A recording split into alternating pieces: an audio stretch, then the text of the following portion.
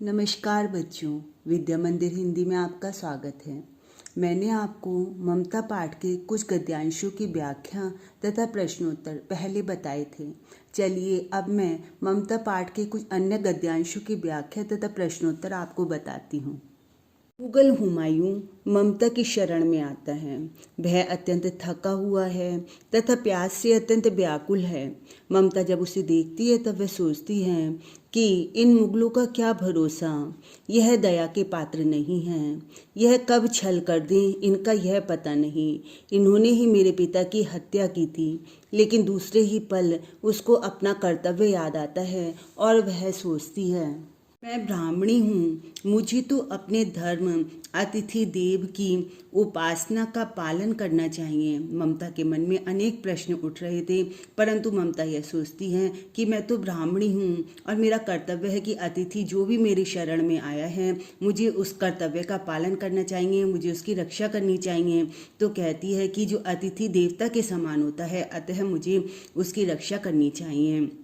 तब वह कहती है कि मुझे तो अपने धर्म अतिथि देव की उपासना का पालन करना चाहिए, परंतु यहाँ नहीं, सब विधर्मी दया के पात्र नहीं होते। दूसरे ही पल उसके मन में पुनः वह विचार आता है कि किस प्रकार से उसके पिता का वध हुआ था। तब वह कहती है कि नहीं, सभी विधर्मी दया के पात्र नहीं होते, परंतु यह दया तो नहीं, कर्तव्य करना है। तब अब उसे लगता है कि जो शरण में आया हुआ अतिथि है उसकी देखभाल करना मेरा कर्तव्य है, यह कोई दया नहीं है। तब अब उसके मन में यह प्रश्न है कि मैं उसकी रक्षा करूं या ना करूं। मुगल अपनी तलवार टेक कर उठ खड़ा हुआ। ममता ने कहा, क्या आश्चर्य है कि तुम भी छल करो, ठहरो। ममता ने देखा कि वो मुगल जो था वो उसके सामने अपनी तलवार टेक कर खड़ा हो गया। तब ममता उससे कहती है कि इसमें कोई आश्चर्य नहीं है कि तुम भी छल करो, कि छल जो तुम्हारे मुगल जो हैं उन्होंने छल किया, इस प्रकार से तुम भी स्त्री के साथ छल करो, इसमें कोई आश्चर्य नहीं है। ठहरो, छल नहीं, तब नहीं, स्त्री जाता हूँ। तैमूर का वंशधर स्त्री से छल करेगा, जाता हूँ, भाग्य का खेल है। तब वो कहता है हुमायूं कि नहीं, स्त्री के साथ मैं छल नहीं कर सकता। इस प्रकार से मैं तैमूर का वंशधर हूँ और वहाँ पर कभी भी स्त्री के साथ कोई भी छल नहीं करेगा। वह कहता है कि यह सब भाग्य का ही खेल है। बच्चों अब प्रश्नोत्तर देखिए। प्रस्तुत अवतरण के पाठ एवं लेखक का नाम लिखिए। पाठ का नाम ममता, लेखक का नाम जयशंकर प्रसाद।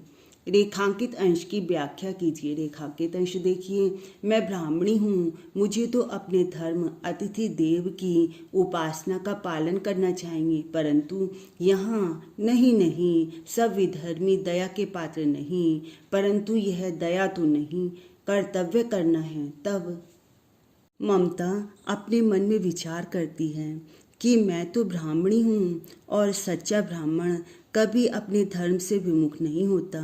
मुझे भी अपने अतिथि धर्म का पालन करना चाहिए और इसको विश्राम करने की आज्ञा दे देनी चाहिए। ममता अपने मन में विचार कर रही है कि मैं तो ब्राह्मणी हूँ और ब्राह्मण की अगर कोई शरण में आया है तो उसको शरण देनी चाहिए। तो वो कहती है कि मेरी शरण में आया है तो मुझे इसको विश्राम करने की आज्ञा दे देनी चाहिए। अगले ही पल उसके मन में विचार आता है कि यह तो धर्म भ्रष्ट मुगल है, मुगलों ने ही उसके पिता की हत्या की थी। ममता के पिता की हत्या मुगलों ने ही की थी, तो अतः उसके मन में उन मुगलों के प्रति घृणा है। तो कहती है यदि विधर्मी कोई और होता तो उसके प्रति दया दिखाकर उसे आश्रय दिया जा सकता था। पितृहंता को तो कदापि आश्रय ना देना चाहिए। जिसने उसके पिता की हत्या की है तो वह कहती है उसको तो कदापि आश्रय ना देना चाहिए क्योंकि वह मुगल है। तभी उसके अंतःकरण में फिर से हलचल मचती है, उसके मन में फिर हलचल उठती है कि मैं तो इसके ऊपर कोई दया नहीं दिखाऊंगी, वरन अतिथि धर्म का पालन करके अपने कर्तव्य का ही निभाऊंगी। क्या आश्चर्य है कि तुम भी छल करो। वाक्य किसने कहा और क्यों? क्या आश्चर्य है कि तुम भी छल करो। वाक्य ममता ने मुगल हुमायूं से कहा, क्योंकि उसके पिता की हत्या भी मुगलों ने ही की थी। वह दोनों ही मुगल वंशियों में कोई भेद नहीं कर सकती थी। दोनों ही मुगल वंशी, एक मुगल वंशी जिन्होंने कि उसके पिता की हत्या की थी और दूसरा हुमायूं जो कि उसके सामने शरण के लिए खड़ा हुआ था। तो वो कहती है कि वह दोनों ही मुगल वंशियों में कोई भेद नहीं कर सकती थी। छल नहीं, तब नहीं स्त्री, जाता हूँ। वाक्य किसने किससे कहा और क्यों? छल नहीं, तब नहीं स्त्री, जाता हूँ। वाक्य मुगल हुमायूं ने ममता से कहा। हुमायूं तैमूर का वंशज था। उसका मानना था कि तैमूर का वंशज कुछ भी कर सकता था, लेकिन किसी स्त्री के साथ धोखा कदापि नहीं कर सकता था। चलिए बच्चों, अब आपको एक अन्य गद्यांश की व्याख्या बताते हैं। चौसा के मुगल पठान युद्ध को बहुत दिन बीत गए। ममता अब 70 वर्ष की वृद्धा है। देखिए, चौसा का जो युद्ध हुआ था वह मुगल और पठानों के बीच में हुआ था। मुगल था हुमायूं और पठान थे शेरशाह। तो इन दोनों के बीच जब युद्ध हुआ था उसी समय हुमायूं पराजित होकर ममता की शरण में आया था। अब उस समय को बहुत समय बीत गया, उस काल को। ममता अब 70 वर्ष की वृद्धा थी। अब ममता बहुत बूढ़ी हो गई थी।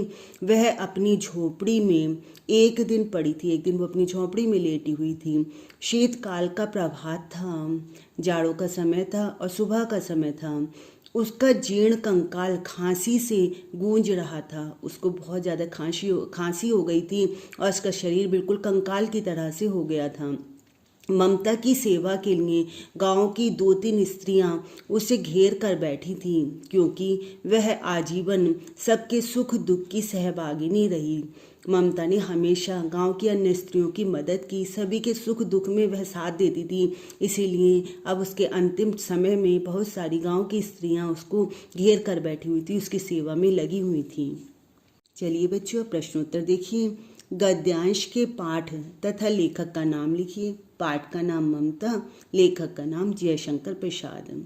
रेखांकित अंश की व्याख्या कीजिए। रेखांकित अंश देखिए। शीतकाल का प्रभात था। उसका जीर्ण कंकाल खांसी से गूंज रहा था।